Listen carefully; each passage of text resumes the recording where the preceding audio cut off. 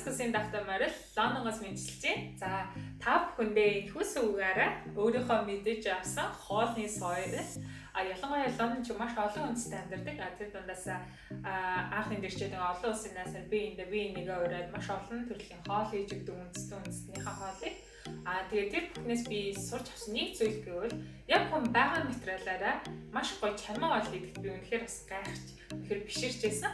Тэгээд тэр дундаас би одоо өөр таалагдсан хоол болон тэгээд ялангуяа Монголд те хүн бүхэн гэртээ байгаа материалаар яагаад ингэж ийм гоё үйл хэлэг зүгээр нөө хав те яаж хэрхэн хийхин зүгээр мэдчих юм бол маш гоё ингийн чармаа хоолыг хийх боломжтой байна гэдэг. Тэгээд би өөрөө энд хийгээд өөрөө маш их гоё ингээд хүн чинь гоё хоолыг тэр үнэхээр гоё таашаал аваад стресс нь тайлагдаа. Тэгээд өдөржингөө ажиллаж орой гоё хоолтой гэрийнхэн жогтоо бас гоё эцтэй өөрөө ч гэсэн бас ингээд одоо суулцсан хооронд оюутнууд ч гэсэн хоол идэх чинь стресс тайлна давхар бас юу хийж байгаа ингэцэгцтэй болон төлөвлөнтэй. Тийм учраас тэгээд өөр ингээд олон нийтийн ингээд найзуудтай болохтэй. Тэр бүхэн маш гоё.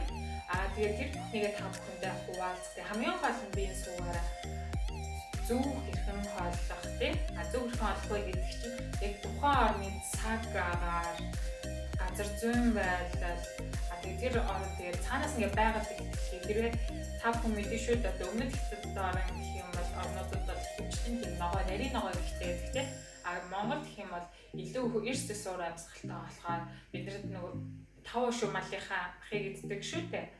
За тэгээд Европ ч гэсэн ерөнхийдөө ингээд гахаамах тэгээд заагас гэж бүх төрлийн юм ингээ холилдсон байгаа газар дунд тэнгисийн орнууд те.